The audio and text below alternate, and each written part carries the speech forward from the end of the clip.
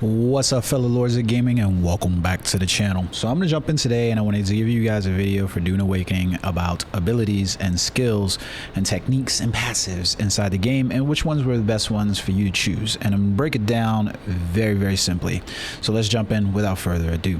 All right, guys, so skills. We're gonna start off with the all popular type classes, and the way we want to look at these classes essentially as companions.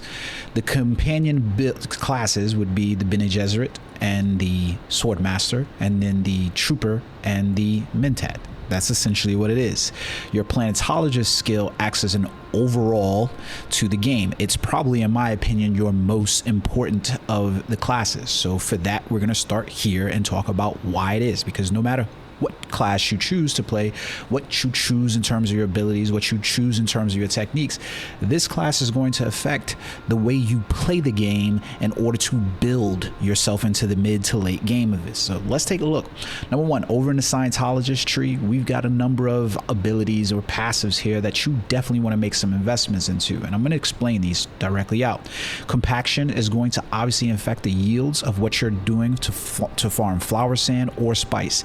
Regardless of whether you are a group or solo or duo type player, you're going to want to make these investments into compaction because you're going to need a lot, and I do mean a lot, of flower sand and a lot of spice.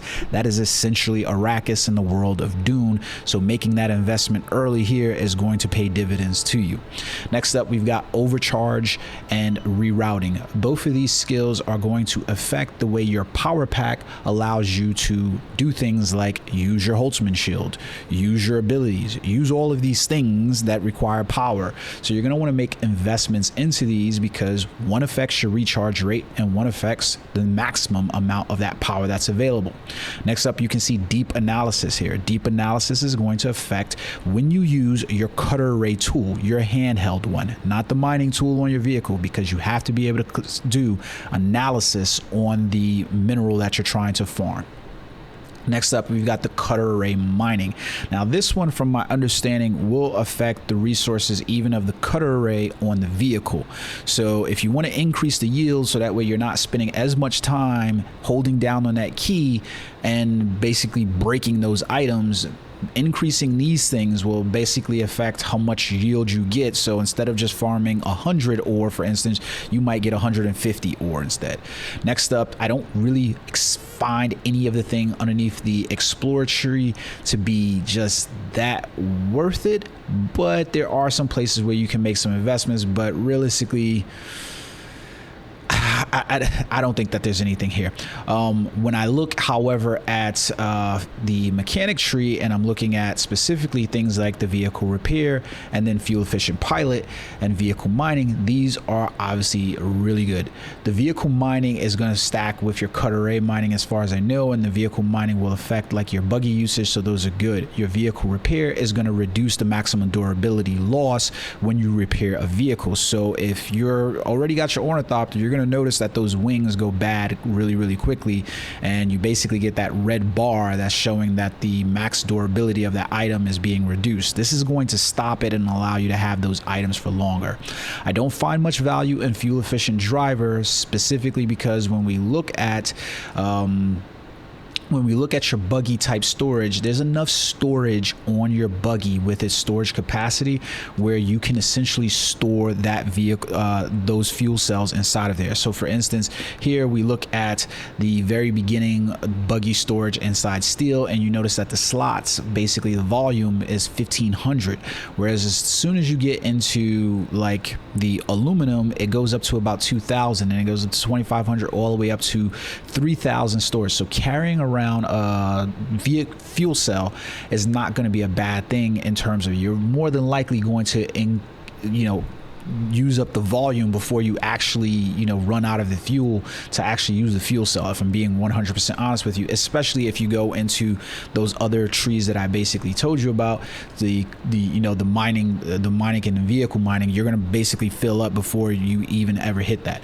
Whereas opposed to your fuel efficient pilot, this one is going to probably be beneficial to you because realistically, if you're a solo, duo, trio type player, you're going to probably need to carry vehicle fuel cells on you if you're not most fuel efficient. And realistically, you're going to probably want to have the boosters instead of the storage. It's very limited storage on the Ornithopter.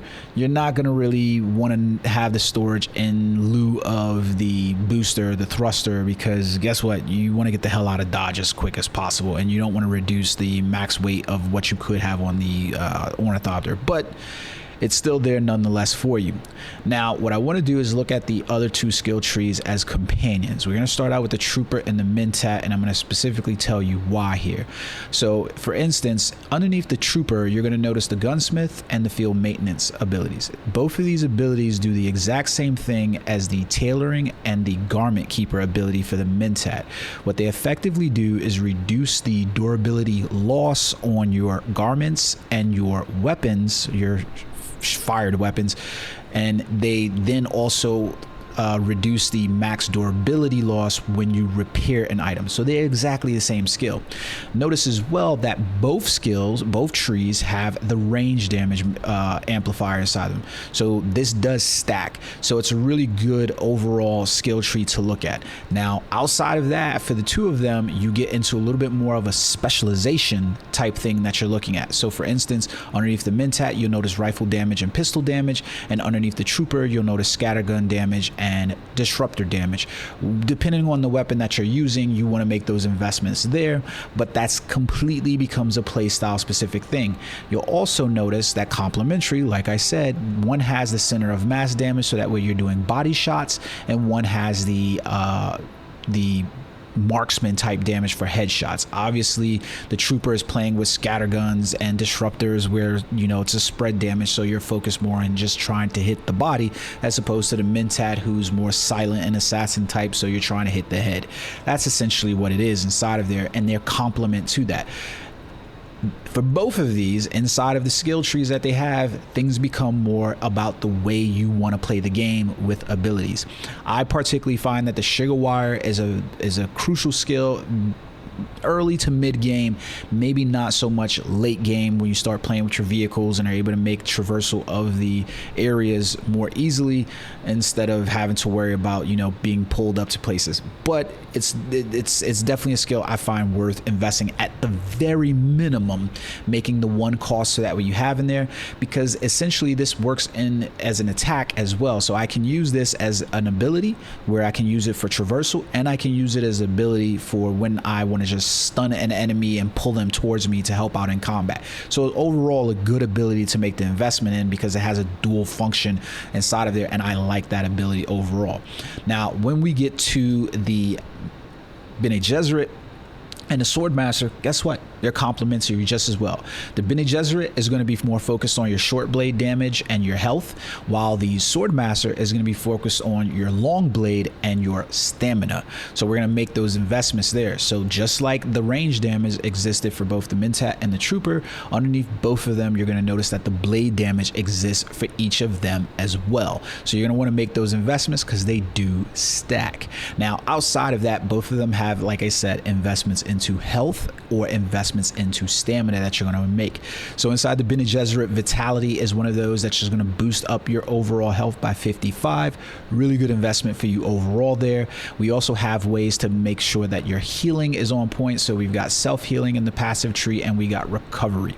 So you'll notice that recovery says that it has to be done when there's catastrophic injury. So unless you're popping up that critical injury, you're not going to really be worried about the passive recovery of that, so that way you can get that higher than threshold normal.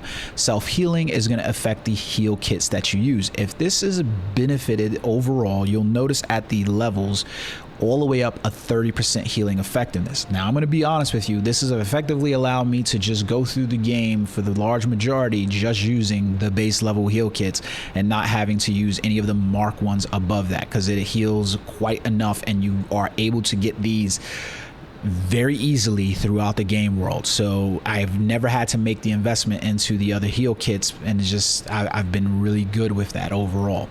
Outside of that, I don't necessarily suggest that you choose any of these unless unless it works into your playstyle. The technique trauma recovery, you're going to pick this one up regardless, and I think it's a pretty good one just because it basically effectively heals you from catastrophic damage and improves the rate at which healing occurs. So you'll see it, basically you'll take so much damage into the critical area and then it'll like boost up that, but not necessarily a whole lot that you have to take investment into, because like I've said in previous videos and streams, the AI is not that smart and intelligent in the game in the first place.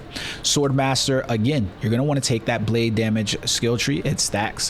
Whether you take more into the long blade damage or not is going to be completely up to you. It's a matter of whether or not you use long blade or short blade. I was excited about the short blade simply from the fact that, hey, you know, the Chris knife is one of the biggest features of the Dune universe, but guess what? It's in this game and you basically get a one-time use on it. Maybe when the Fremen come, it'll be a more established item and it won't just have such a huge durability drawback. We'll have to see. But either way, you're going to want to make that investment into general conditioning, which is going to give you a maximum onto your stamina by 25. Discipline breathing is supposed to basically help you recuperate your stamina more quickly. However, if I'm being perfectly honest with you, it does help, but it doesn't help as much as you might think that it does. However, optimized hydration will allow you to get like essentially an overshield to your stamina, so this is a really good investment overall. Now, to be perfectly honest with you, 100%, I believe that some of the abilities within inside the Swordmaster are better than the Bene Gesserit. So specifically, I was looking at the knee charge, which does a great ton of damage to your enemies, and then retaliate, which is a really good ability as well.